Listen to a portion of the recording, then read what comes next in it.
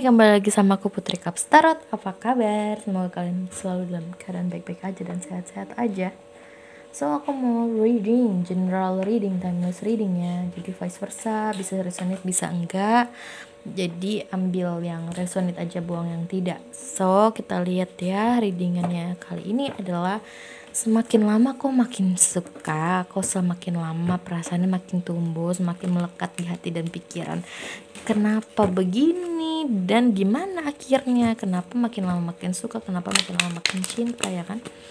Ini bakalan jadi short reading, mungkin aku nggak terlalu banyak mengambil time atau waktunya di sini, tapi kita lihat untuk hal-hal yang difokuskan aja ya, yang penting-pentingnya aja gitu kita ambil di sini. Kita lihat semakin melekat di hati dan pikiran. Kenapa aku belum bisa lupa sama dia, atau kenapa makin lama perasaannya makin besar gitu sama dia.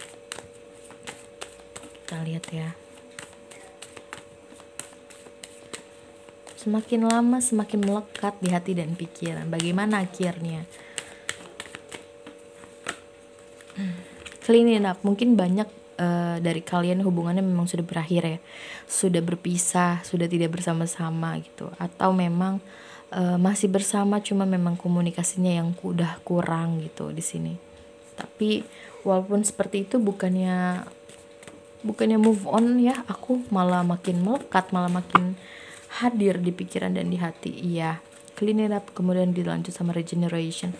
Kenapa? Karena kalian tuh tulus sama dia, atau dianya tulus sama kamu. Makanya di sini kenapa kalian tuh belum bisa move on dari dia, karena ngerasa kalau hubungan itu tuh sebenarnya masih bisa diperjuangkan atau masih bisa diperbaiki gitu kan ya. Kita lihat lagi. Imagine masih ada pikiran-pikiran mengenai kamu di hatinya dia atau di pikirannya dia.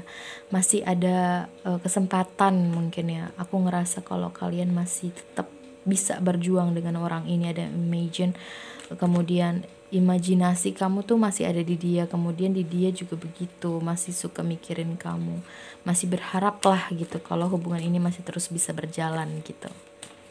Kemudian kita lihat lagi ya.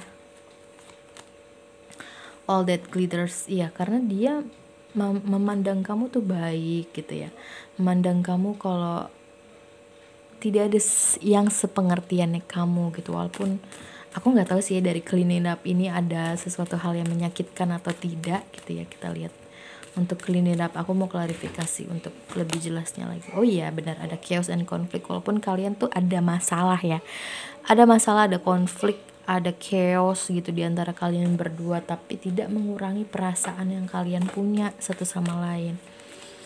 Ya, jadinya rasa sayang cintanya tuh terhalang sama rasa chaos sama konfliknya ini, entah apapun itu yang kalian sedang alami. So, kita lihat dan lihat bagaimana akhirnya. Oke, kita lihat bagaimana akhirnya kalian sama orang yang terus-terusan ada di melekat di pikiran dan di hati kalian ini ya, yang kalian fokuskan ini. Walaupun memang banyak simba yang datang dan pergi, pasti iya, tapi kan ada satu orang yang terfokuskan di dalam hati, di relung jiwa yang paling dalam banget ya, pokoknya dah pasti ada dong satu nama yang walaupun mengecewakannya banget tapi perasaannya juga yang kalian punya banget ke dia gitu, atau dia ke kamu. Kita lihat bagaimana akhirnya. Ada to be fair, mungkin bisa dipertimbangkan kembali kalau misalkan memang masih bersama atau masih ingin bersama, bisa kalian pertimbangkan kembali lagi dan lagi gitu. Jadi jangan asal mempertimbangkan atau memutuskan segala sesuatu. Jangan juga gampang ngomong putus atau pisah gitu ya, atau jangan juga gampang memaafkan juga gitu. Kalau misalkan berkali-kali terus-terusan digituin terus, ya kasihan di kamunya gitu kan. Kemudian ada message in the bottle, ya aku ngerasa hubungan kalian akan berjalan dengan baik lagi sih, bakalan pulih kembali lah hubungan kalian gitu, asalkan memang harus ada sabar ya, karena di sini chaos atau konfliknya atau permasalahannya tuh nggak mudah, nggak gampang gitu. Kita lihat lagi ya, serendipity.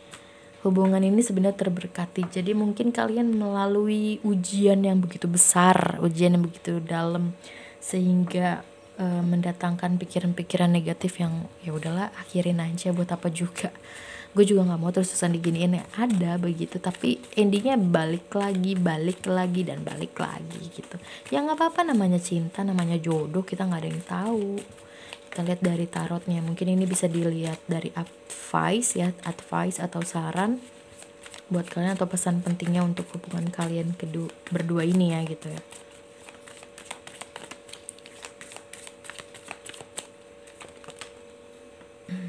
Ada King of Swords, beranikan diri untuk speak up, beranikan diri untuk berbicara apa yang kalian ingin ungkapkan di hati kalian, di pikiran kalian gitu. Jadi jangan hati ngomong apa, pikiran ngomong apa, mulut beda lagi gitu, jangan. Jadi semua harus sinkron, hati maunya gimana, pikiran maunya gimana. Nah, ungkapin apa yang tadi hati dan pikiran tuh sinkron. Jadi jangan kebanyakan dipendam. Aku ngerasa di sini tuh kebanyakan mendem ya hubungannya satu sama lainnya. Ada Ace of Pentacles. Ya kan? Ada sesuatu yang terpendam di sini harus keluar. Kamu maunya gimana? Misal contoh, example kecil kayak gini. Hati kamu bilang, gue nggak suka kalau lo deket sama dia, gitu kan? Pikiran kamu juga bilang, nanti kalau lo deket sama dia, nanti lo jadi gini. Gue nggak mau kalau lo terlalu lebih jauh sama dia. Iya sih, dia cuma teman sekantor lo, tapi kan gue nggak mau. Nah, itu kan banyak tuh pikiran dan isi hati kalian yang dimana tuh berdasarkan mungkin intuisi ya, berarti ya kalau kayak gitu. Apalagi kalau misalkan seorang istri, pasti kan tajam banget ya intuisinya. Ya udah, ungkapin aja lewat mulut kamu, speak up dia di sini karena King of Swords.